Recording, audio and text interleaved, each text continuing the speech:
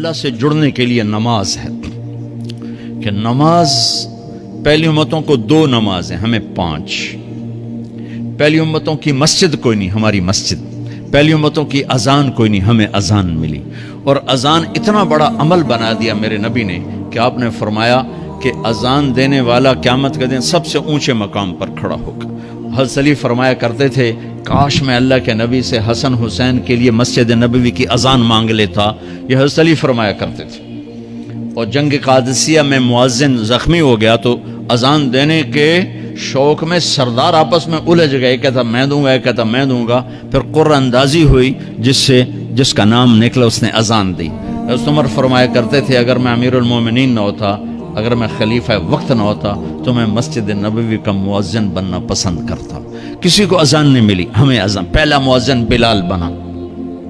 پہلے مؤذن اللہ نے بلال کو یہ عزت عطا فرمائی. دنیا میں یہ ہے اور آخرت میں یہ ہے کہ میرے نبی نے فرمایا کہ جب جنت میں جانے کا وقت آئے گا نا تو جنت کی میرے لیے سواری لائی جائے گی.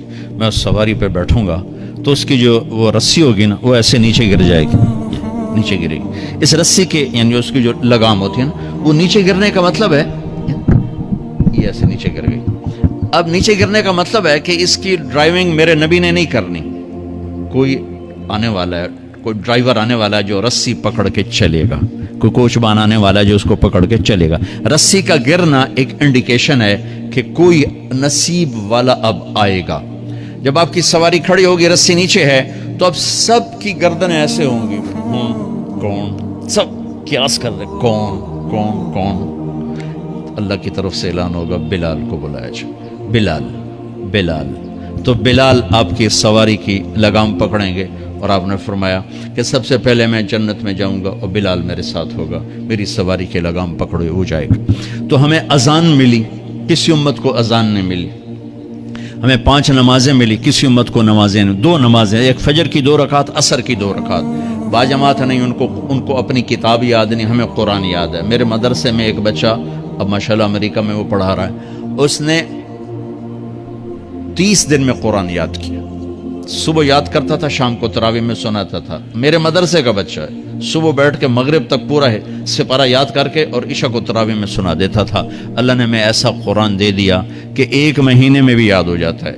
3 دن میں بھی ایک بزرگ نے یاد کیا، 3 دن میں قرآن یاد کیا. اللہ نے ہمیں قرآن کی دولت عطا فرمائی. پڑھنے کے لیے 5 نمازیں عطا فرمائی، تہجد کی نماز عطا فرمائی، اوابین کی نماز دی، اشراق کی نماز دی، چاشت کی نماز دی. نماز کے کتنے دروازے کھول دیے. اور میرے نبی کی آخری نصیحت تھی میری امت نماز نہ چھوڑنا، نماز نہ چھوڑنا، نماز نہ چھوڑنا. اور اس 14 صدی میں کوئی موقع ہے نماز چھوڑنے کا تو وہ میرے نبی کے نواسے کی کربلا کا ہے کہ جب ظلم بھی انتہا پر تھا اور مظلوم بھی اپنی آخری حدوں پر تھا اور کائنات نے نہ ایسا ظلم دیکھا، نہ ایسے مظلوم دیکھے، نہ ایسی پاکیزہ ہستیاں دیکھی، نہ ایسے درندے دیکھے. تو سورج ڈھلا، نماز کا وقت ہوا ہے تو آپ نے سبحان اللہ، آپ نے زہیر سے فرمایا کہ شمر سے کہو نماز پڑھنے دے. نماز پڑھنی ہے، امت کو پیغام دینا ہے کہ یہ کسی حال میں چھوڑنے کا کام نہیں ہے. تو انہوں نے آگے بڑھ کے شمر سے کہا نماز پڑھنے دو. انہوں نے کہا نہیں، نماز نہیں پڑھنے دیں گے، ہماری تلوار چلے گی. انہوں نے واپس آ کر کہا جی وہ کہہ رہے ہیں ہم جنگ نہیں روکیں گے، تلوار چلے گی. تو پھر یہ نہیں فرمایا اچھا چلو ٹھیک ہے سر دیو. فرمایا اچھا آدھے نماز پڑھو آدھے جنگ کرو. آدھوں نے نماز پڑھی، آدھوں نے جنگ کی. پھر انہوں نے جنگ کی اور پہلوں نے نماز پڑھی اور عصر سے پہلے سب کے سر کٹ کے نیزوں پہ چڑھ گئے. یہ وہ ہستیاں ہیں جن کو میرے نبی نے کہا میری آنکھوں کی ٹھنڈک حسن حسین، میرے جگر کے ٹکڑے، میرے جنت کے پھول. پتہ نہیں کیا کیا تشبیہات دی ہیں میرے نبی نے. اب جنت کے نوجوانوں کے سردار حسن اور حسین. اور پھر نماز نہیں چھوڑی. ان کو جنت کی بشارت تو ماں کے دودھ پیتے مل گئی تھی، کربلا کی وجہ سے نہیں ملی سرداری ان کو. وہ تو ان کے سر کا صحرا ہے الگ.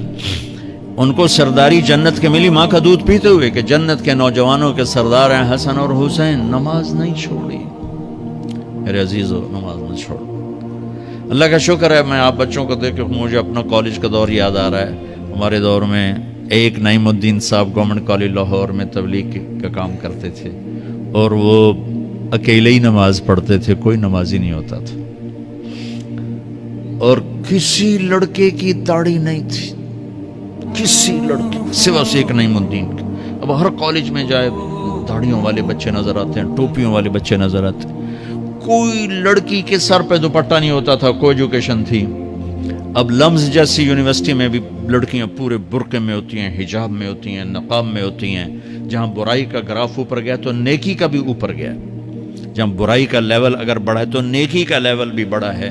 اتنا بڑا میری نسل کا مجمع اللہ کی بات سن رہا ہے، یہ اس دور میں کوئی تصور نہیں کر سکتا۔